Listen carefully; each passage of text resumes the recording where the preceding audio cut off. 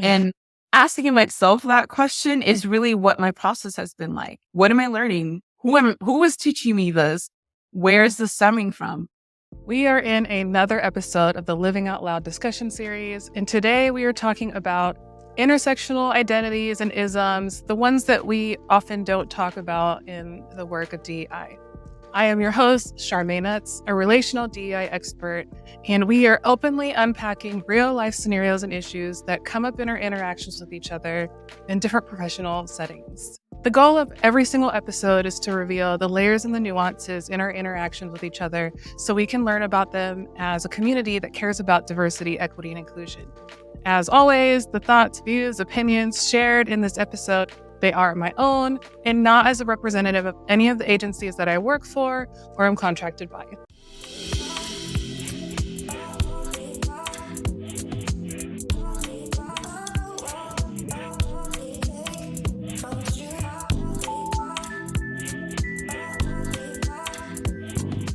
Joining me today is Jessie Prado. Jessie was one of my students in the MSW program at Dominguez Hills, and they have such an expertise that really challenged me and encouraged me and invited me to learn about things more deeply, more broadly, and just always struck me as someone who we need to learn from.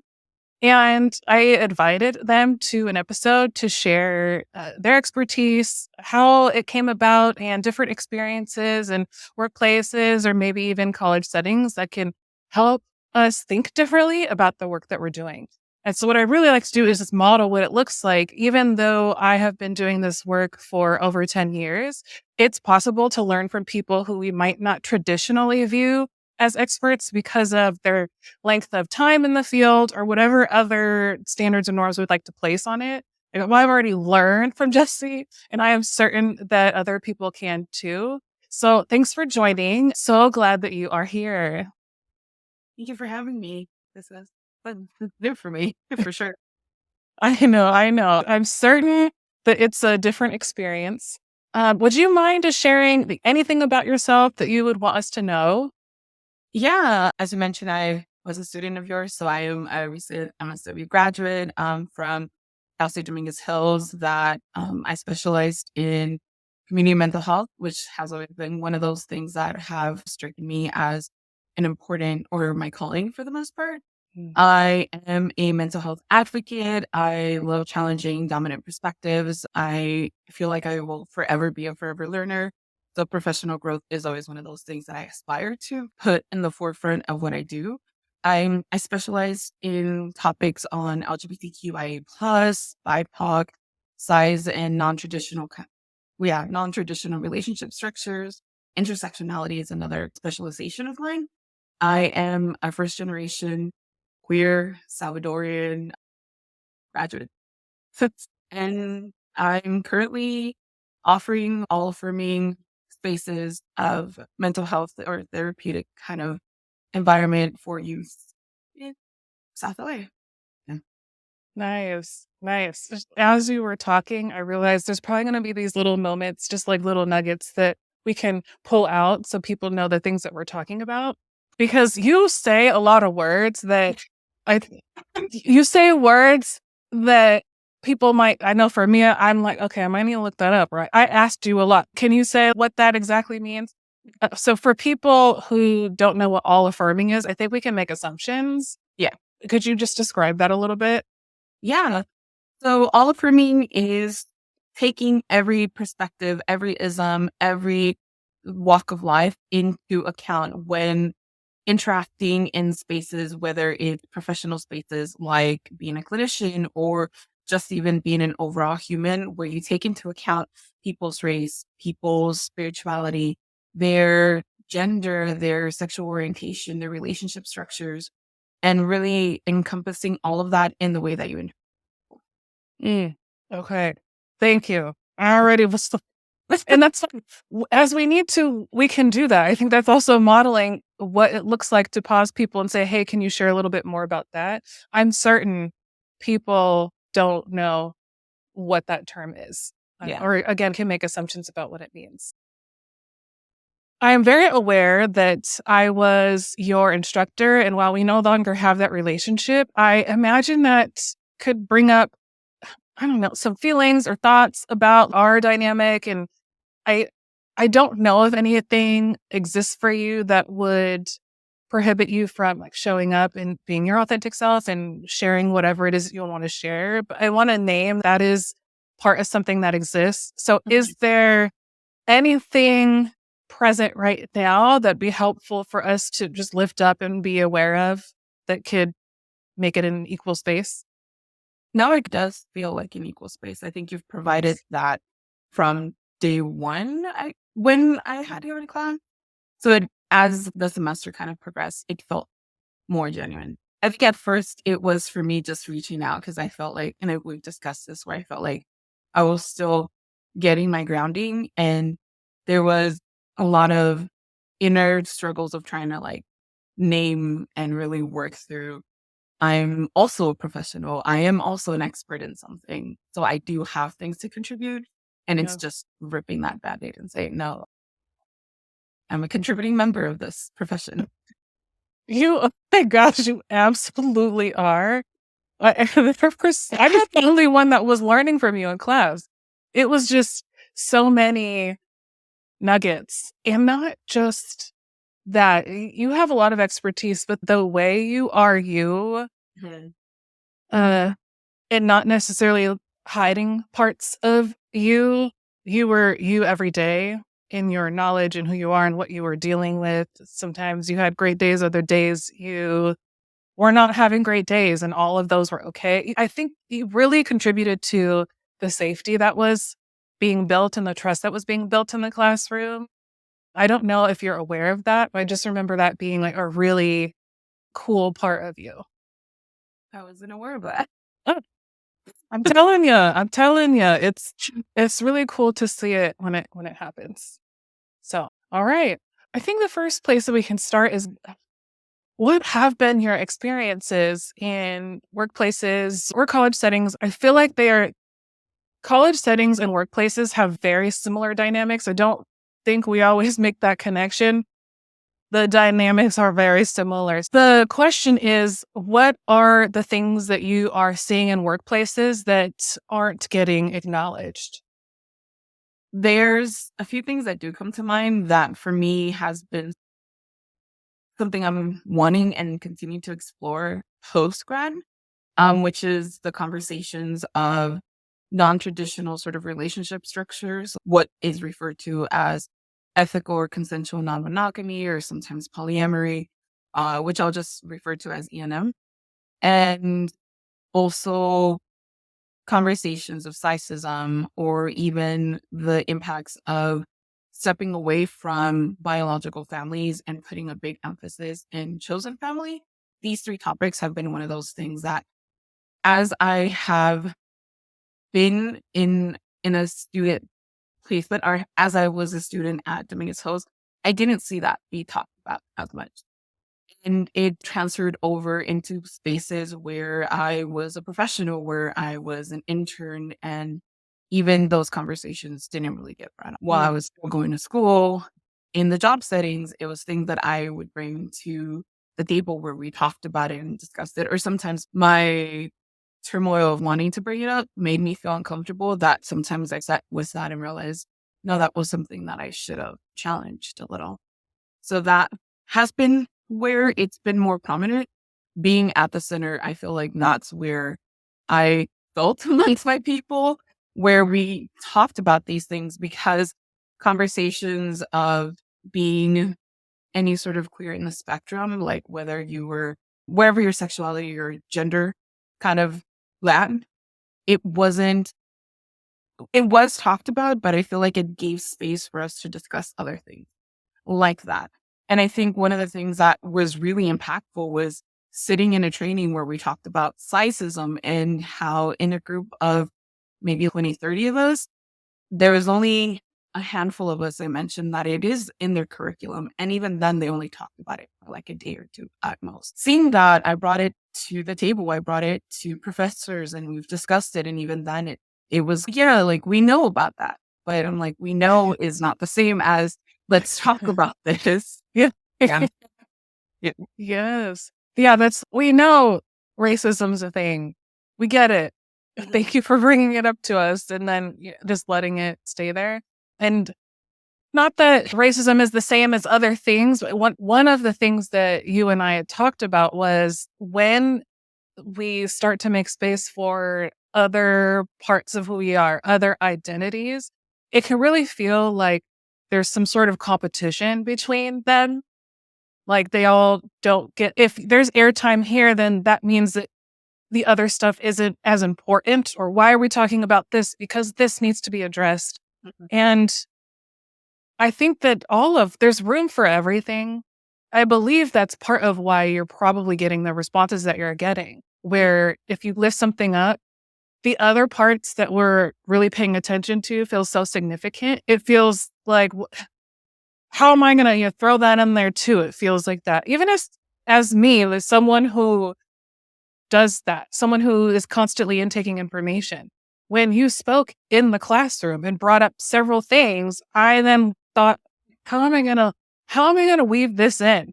Like because it can't just live as you shared it in the classroom and then it goes away. What? But it was a active thought process and still is translating to me having to make changes later into stuff. So I wanted to name that this is a space where just because we're talking about the things we are talking about, we are not saying that other stuff isn't important.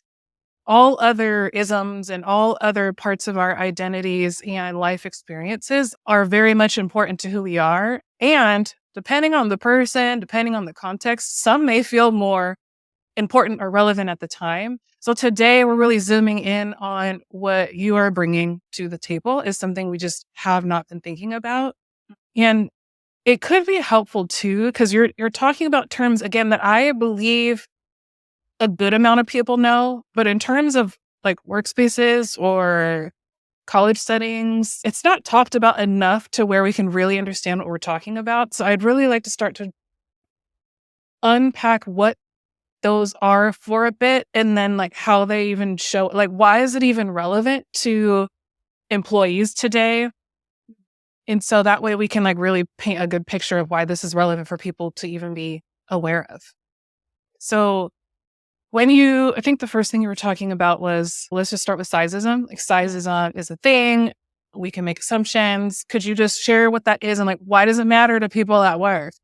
Yeah. For Sizeism, a big part of it is just understanding that there's a lot of systemic barriers for folks that are not within the means of what's considered healthy, which in in it, the word in itself has changed for years. If we think about how health was seen back in the 20th century, not the 20th century, but the 1920s, being what would be considered a little bit on like the fluffier side, where there was a little bit more fat in someone's body was considered healthy.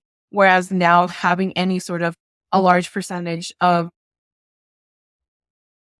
I'm getting stuck, but just even having like a bigger body was, or is seen currently as being unhealthy or having more health issues. So when we think of sizism, we think about it in how it comes up in environments of, or in spaces of privilege, right? So thinking about spaces where you go to the movie theater, someone that is of a slimmer body doesn't necessarily have to think about, am I going to be able to fit in the seat? Whereas someone that's a little bit larger bodied would have these thoughts of, oh, okay, so if I can't sit here, how can I adjust my body to fit in this space? That's an example of where it shows up. Another way can be thinking about having access to certain things like life insurance, where someone that's in a bigger body that there's a lot of concerns of health issues.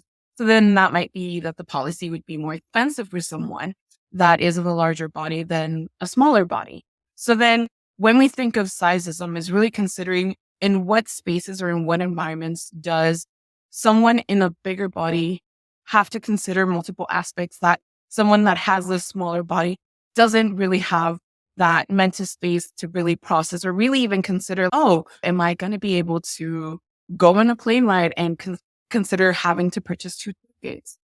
So in those spaces, it's really considering Sizeism is just the overarching ism of not taking all people's bodies into account. So really unpacking that, addressing that, and really just focusing on having those conversations of why is that an issue? Why is that a concern? Yes. Yeah, and as you were talking, I'm thinking about so many different situations that I've seen in various professional settings where comments are made.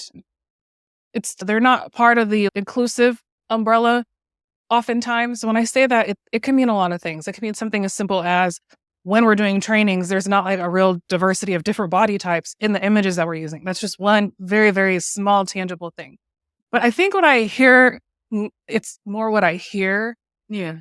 probably than anything else is how the words that we use to refer to people, jokes we make, compliments that we give people that reinforce the preference for smaller body sizes. And these types of comments exist all the time. And just to give like super tangible example for people, I know that if there are comments about praising people for losing weight, saying that they look good, saying that they look healthier, telling them to keep doing whatever it is. And that's just to one person. We don't know what that person's journey is or what that means. We don't know what it means to other people around. But in that moment, we really are sending the message to people that if you are getting smaller, that means a lot of great things. And therefore, that also means some other stuff for people that might not be in that particular category. That's just one example. But there are so many things that are said and done. And I'm thinking about the impact of people in these settings. The impact of the message is that there's something wrong with your body. You don't look good. You're not a healthy person. You're not whatever it is. There are messages that we are sending to people without really realizing it. So the language that we use to refer to people, our frame of reference, the jokes we make have an impact that we're not really paying attention to. So I wanted to lift that up. And I imagine that you've seen, experienced, whatever, like some versions of this. So anything you want to add to that? Yeah. For And I also want to take into account that it's not just about like folks that are in larger body, but also taking into account folks that have much, much smaller bodies that folks don't necessarily even consider as healthy. So a lot of times even praising folks that are of much slimmer bodies and not taking into account that maybe the person struggling with trying to gain weight and being of what would be more of a healthier appearance or healthier physiological where their body would need to be at because there's biological factors, there's sometimes trauma that comes into effect. So I do also want to take into account that the opposite spectrum is also there. And there's issues where sometimes we praise folks that are much smaller bodies and letting them know, hey, what are you doing to continue being so small, and not taking into account that just even asking a simple question like that can be very impactful. Mm-hmm. And there's, it's not just necessarily in just being in a bigger body. It comes in spaces that is pretty much overarching, that you are not in the, I don't want to call it in the middle because there is no necessarily middle, but it's Yeah. just what we see as healthier bodies continues to shift. So in Yeah. those spaces, I want to also take into account that it's not just about the bigger bodies. It's also the other end of it. And I'm, I feel like a lot of it is through that training that I learned a lot of that language, a lot of that understanding, that being very mindful of the words that we use. And sometimes understanding that certain words don't work for everyone. There's going to be folks that if you say heavy might just bring up things for them. Whereas for other people, even just saying the word bigger body or larger body, it's just that language, it continues to shift because it's trying to find that good medium always becomes an issue. So in those ways, I see myself really trying to learn a lot of like, okay, this works for folks, this doesn't work for folks.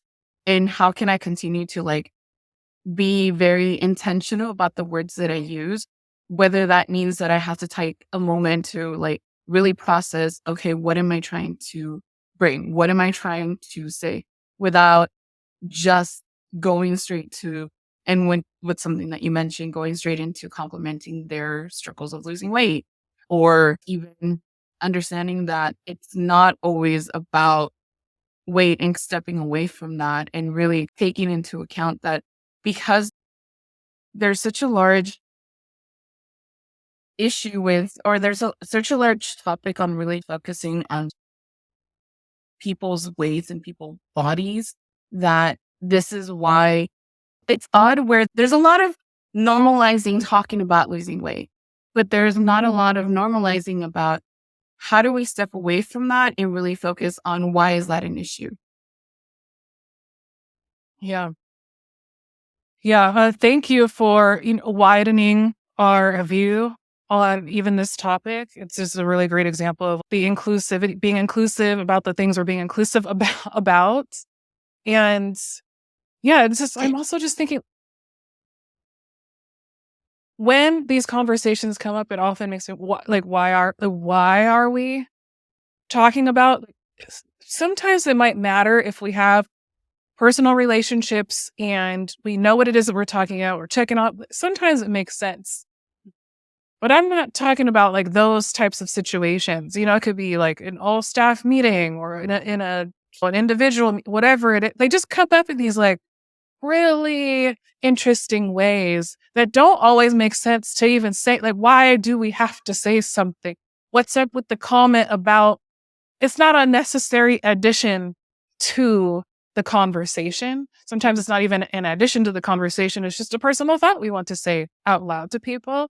So it does make me think about being aware of too, why are we even, doesn't make sense for this context at all.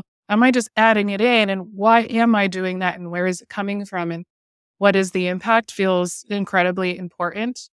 And you're right.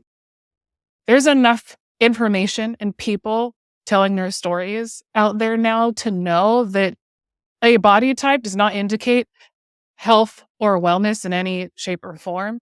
Like there are so many of the most fit, healthy people in the world who are sharing that at their fittest, they were their most unhealthiest. So it's a super complex part of people. And our comments about it are often unwarranted, unnecessary, not helpful, not context appropriate. So if there's any like tangible thing to I think there's a lot of tangible things. One of the things is if you're in like for these professional settings, I think it's helpful to think about why is this happening? Does it belong here? What's the impact? And the other thing I'm just really honing in on from what you were saying is it is super individualized as many other things. We're going to keep learning language as it evolves, and people are going to have their preferences for how to refer to things. As you're talking, I'm picking up on the language that you prefer, but I also acknowledge that when people listen to this, the words aren't going to work for everybody. That's okay.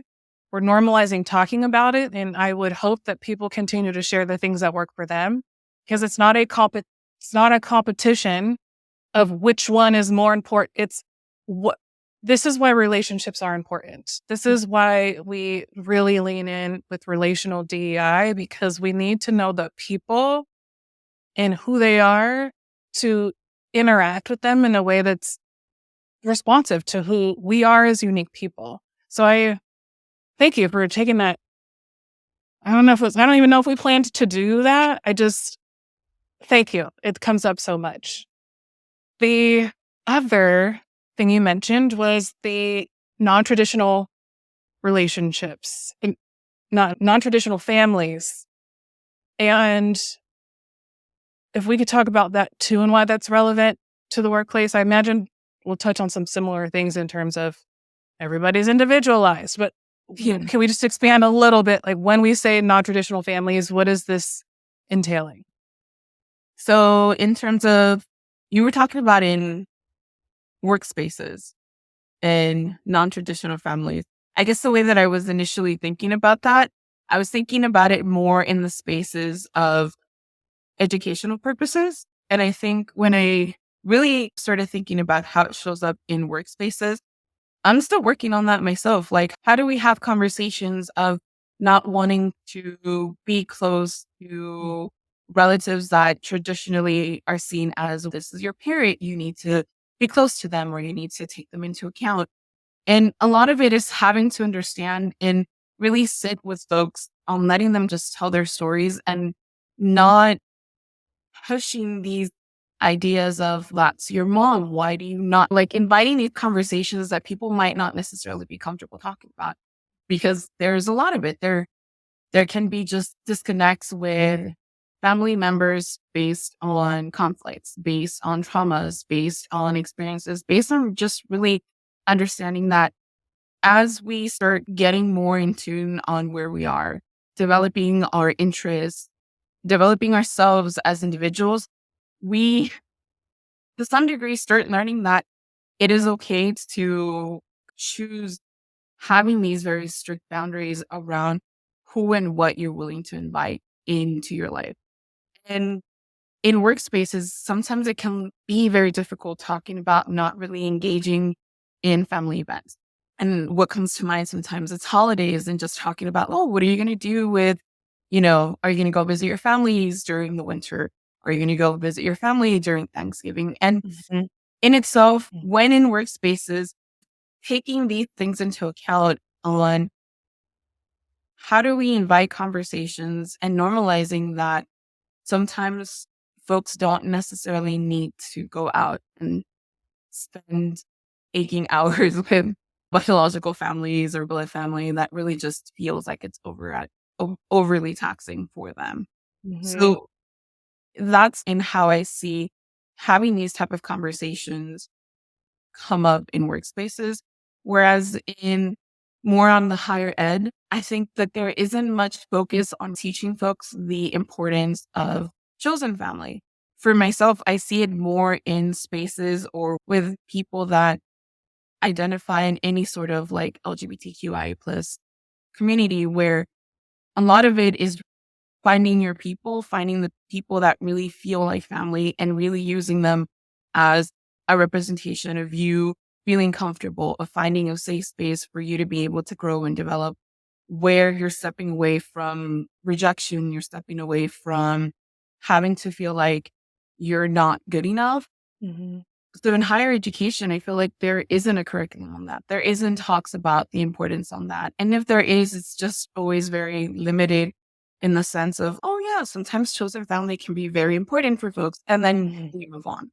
And there needs to be more. There needs to be more talks and more discussions on why is that a thing? Why is that important? Why can't we normalize not having to feel like folks need to adjust to the family structures that have to do with the folks that birthed them or the Yeah. families that are based on blood.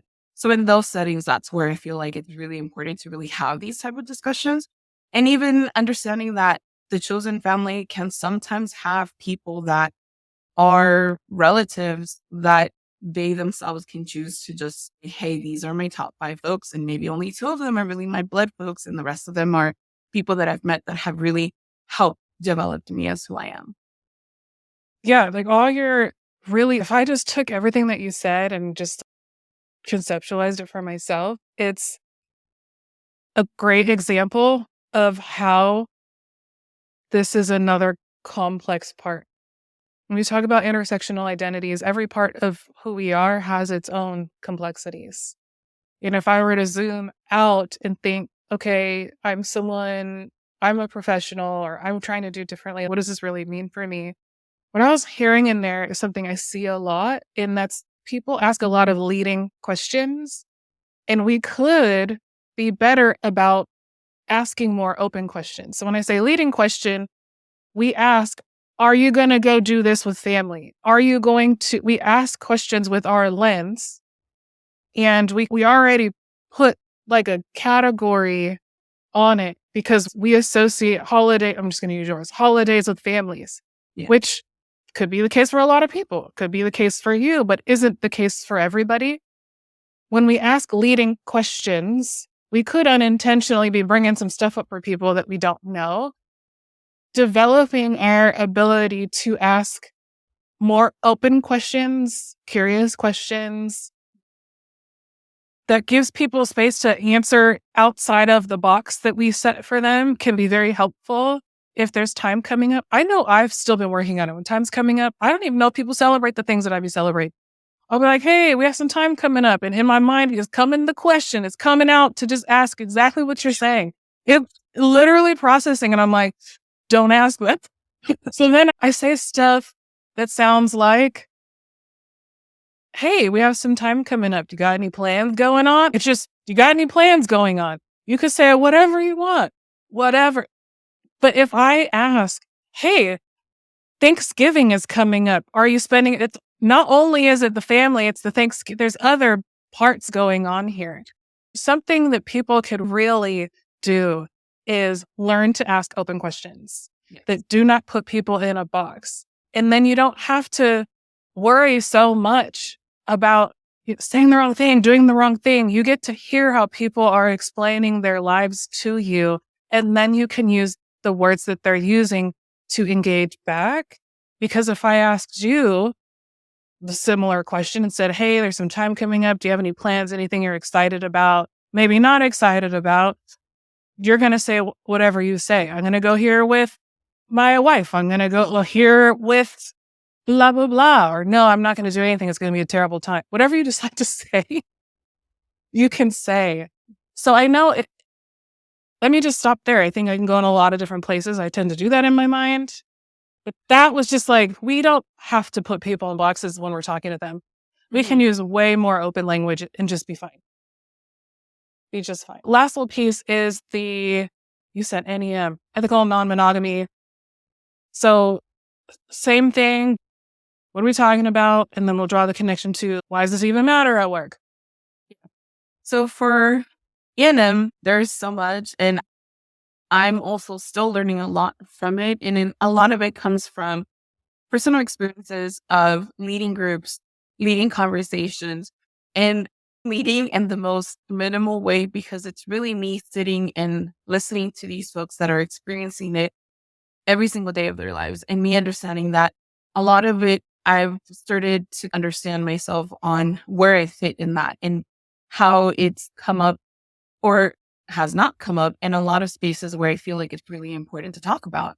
When I think about it in workspaces, a lot of it have to do with simple things like, for example, who are you bringing to the company picnic? Who are you bringing to talk about going on holidays with?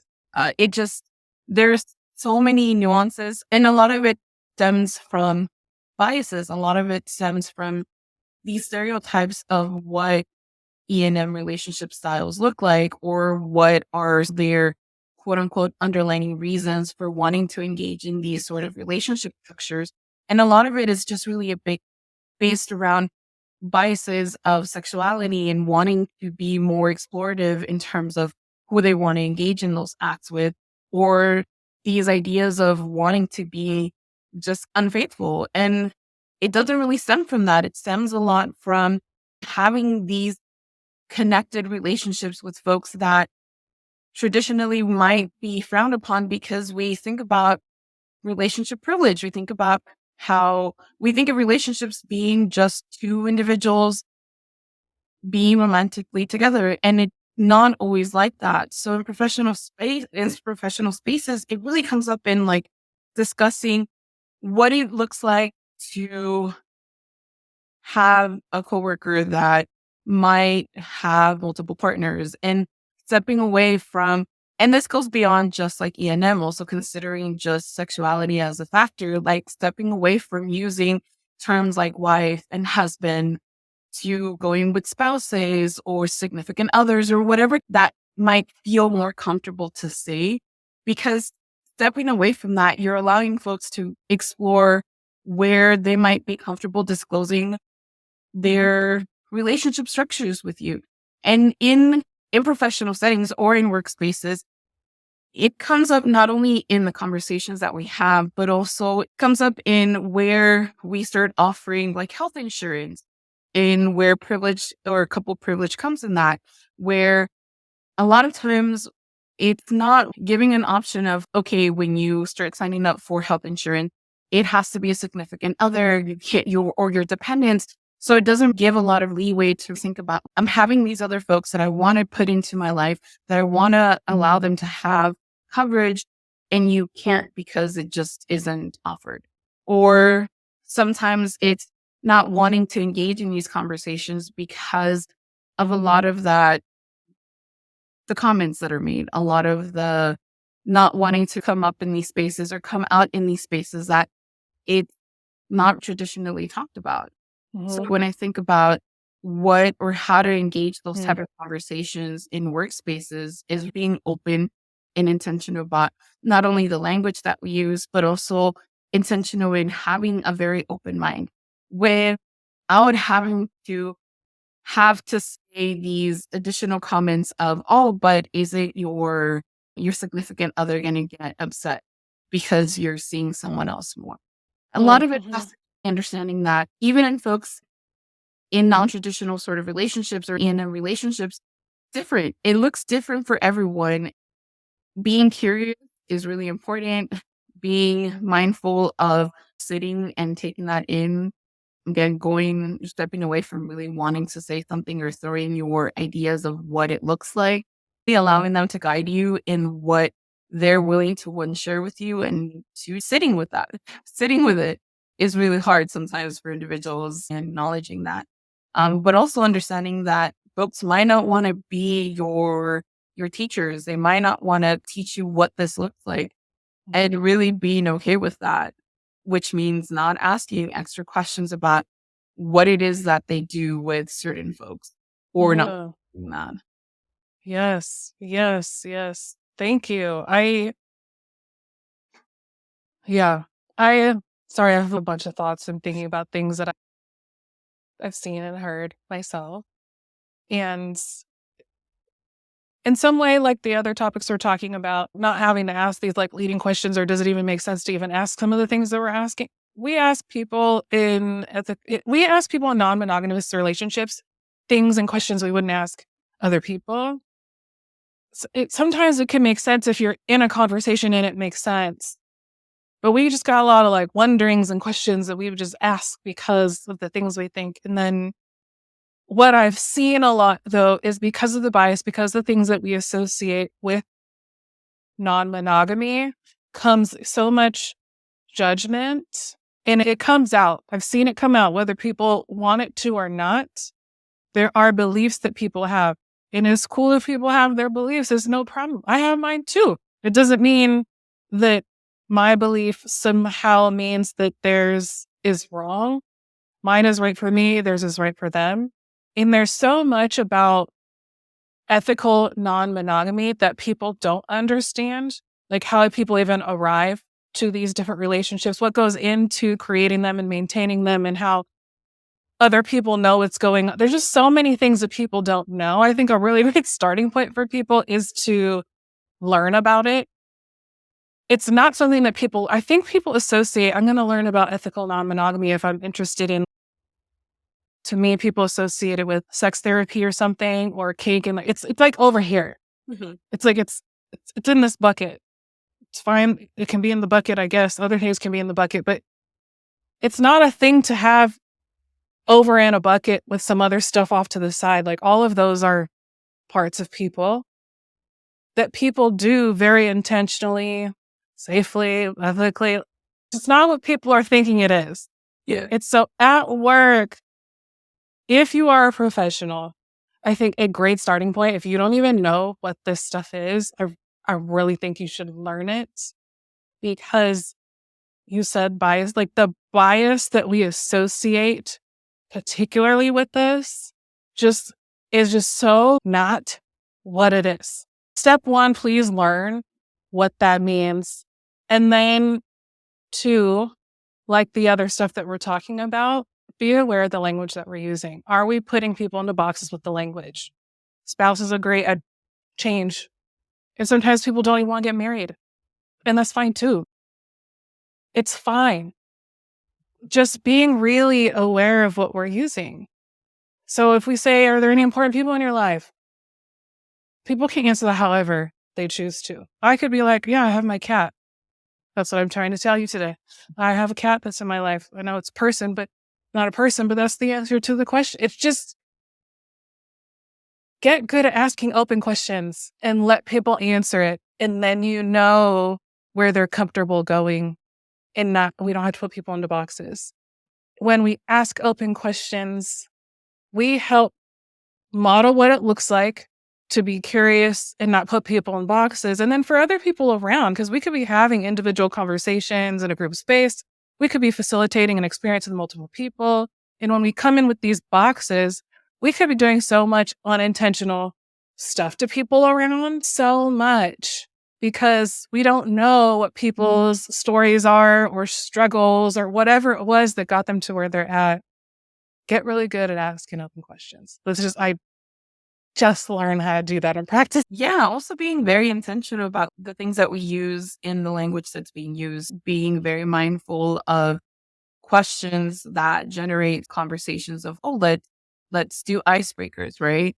Being very intentional in that and reassessing in what ways or any of the things that we do, any of the tools that we use, being inclusive to folks that might not be in traditional or in non-monogamous relationship. Same thing that comes into mind is even being mindful of the tools that we use in families and thinking about who they would identify as part of their families. So really being more intentional of taking a step back and really exploring where are the gaps and why are the gaps there and how can we make sure that the language that we're using is leaving it, as you mentioned, these very open questions. Don't start with what is your gender, leaving a space that's open if possible for folks to be able to write what that looks like for them. What is your relationship or what is your status, right? Being very intentional about having these spaces where if it feels like it's warranted to put like single, married, etc., having a space where folks can type in what feels comfortable for them to identify themselves. I'm thinking about like social service organizations, and there are going to be some changes that agencies can make, and if you can, do it. And there's some where I'm just thinking about a response, right? Like social service agencies, there's forms they have to use, and like we can't change. I get that. Yeah. And there's also nothing wrong before giving somebody something to say, there's terminology on here that's not terribly inclusive. I'm sorry I'm having to use this, but please know that this paper is here to serve like this particular purpose, but that doesn't mean if you don't fit into these, that there isn't space for you to be able to share like who you like, not what you are, but who you are. So use it in the way that you need to as well. And I'm happy to talk with you about any of the stuff that isn't quite making sense because I want to learn more about you. We can say those things. So if we have to use tools that aren't necessarily with the times, that doesn't mean that we just have to keep doing things the way that we do it. It's okay to use old tools till they're updated and frame it right. And sometimes the tools aren't relevant anymore. So I'm not talking about those. Unrelevant tools, I don't even know if that's a word. But tools that are old that shouldn't be used, please don't use them. But if we have to for some reason, we should still talk about it. Jessie, you obviously have a lot of knowledge in these areas. I'm really curious, like, how did you arrive to this place of knowing the things that you know? And what was your own process of learning or unlearning things, whatever that was? So how did it come to unlearn? I feel like I'm still unlearning a lot of it. And I honor and I really feel privileged to be in a space where I'm still like a baby social worker and I continue to stay really curious about what not only what conversations around size or conversations around relationship structures or even family, just really being curious about what I know and challenging what I know because that is what my process is to unlearning a lot of this and being very fortunate of being able to be in spaces where I can explore what that impact looks like. Um, which I feel like a lot of it have to thank my opportunity to intern at the LA LGBT Center because that's where the spaces were provided for me to explore these topics that have always been an interest of mine, but either didn't have the mental space to really explore it or just didn't feel like it was something that I needed to do at that moment. So being in that space, I was able to get a lot of knowledge that my peers didn't. And so that kind of felt like I can be that person to generate these conversations, to guide these conversations, to bring it at the table and just be like, do what you can with that. I'm really grateful for the people in my life that have allowed me to be myself and explore what that looks like, which even though it wasn't necessarily in the curriculum, I feel like a lot of the times my professors were really good about like, all right, Jessie, let's talk about this. You brought it to the table. So it has generated this community learning for myself and my peers in the spaces that I have been in. I don't know what it looks like outside of that, but I know that is where I've made sense of it, where I realize, yeah, this is a topic that needs to be talked about. This is a topic that why aren't we talking about it in our curriculum? Why aren't we talking about it in professional settings that we, especially in community settings where we're serving people, we're trying to be these models of what inclusivity looks like, right? These models of having these very tough conversations that is inclusive to all, but then understanding that are we? And asking myself that question is really what my process has been like. It's been asking those questions of what am I learning? Who is teaching me this? Where is this stemming from? And that has really become that foundation for me to keep exploring and honing down on what I want to bring to not only the profession as a social worker, but the profession as someone that I ultimately want to go and be like, hey, let's have these talks because no one else is really comfortable in bringing them up. And I want to be okay with being uncomfortable. It's that shared knowledge. It's knowing that some folks might not be comfortable with it and that's okay. Mm.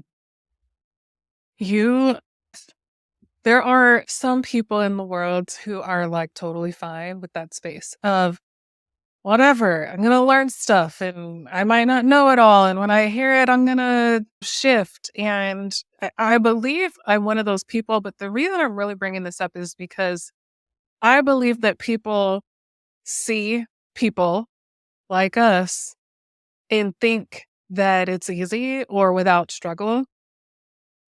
I don't know about you. I'm about to ask you about you, but for me, while I'm fine with having this stance, it's not always easy.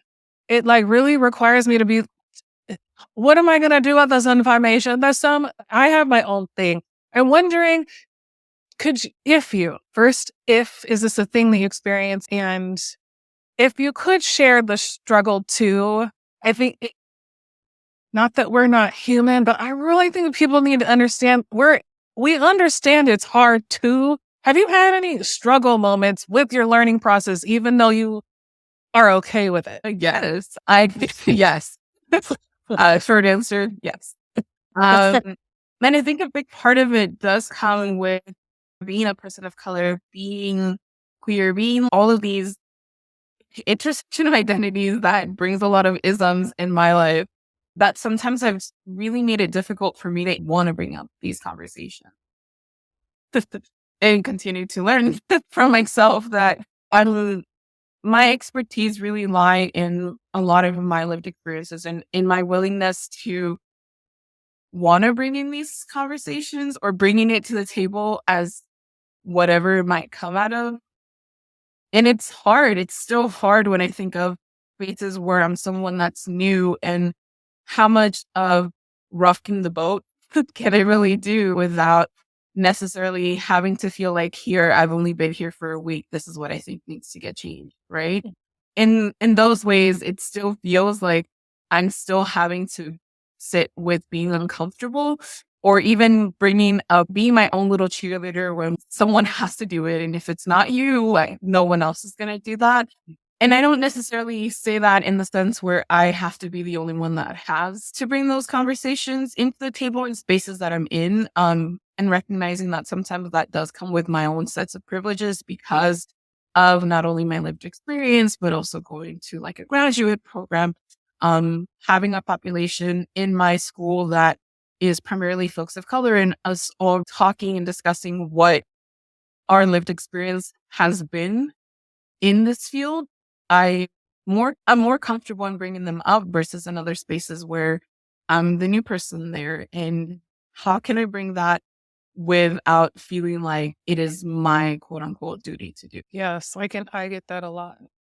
I want to add just one more layer to that question and ask it to model what it looks like for the true like inward reflection. Have there been any struggles with like you as a learner, like you learning these different things? Anything there to help normalize that process too? Yeah, a lot of the biases that come with any of this, right? Or that uncomfortable feeling of who am I versus the sea of everyone else, right? Who am I who hasn't really published, someone who's new to this field, who's really still finding that power in what I know, and what I know is still something that's important to be said. A lot of the struggles come from knowing that there's a limited background in the sense of what I know, right? I am still trying to find more in terms of who I am as someone that wants to continue the conversations of size, or even just having a bad day where I feel like, how do I come out of that fun to want to have these Yeah. discussions, or not Yeah. even having that mental capacity and having to understand that it doesn't have to fall on me. There are good days and there are bad days. There are good days where I'm like, okay with knowing that it's engaging in conversations with others, and normalizing that for myself is really a big part of it. Yes. Thank you. Yeah, that was like really cool to hear. And I appreciate you going there because I think it's helpful for people to see like what the self reflection looks like and just have a peek inside of someone's learning process. I think that before we wrap up, is there anything else that we want to share with people, that tools to add to their toolbox? Sitting with being uncomfortable. It's a big one for me because I'm still processing what that looks like and how I model that, but also being very intentional about having these conversations with individuals.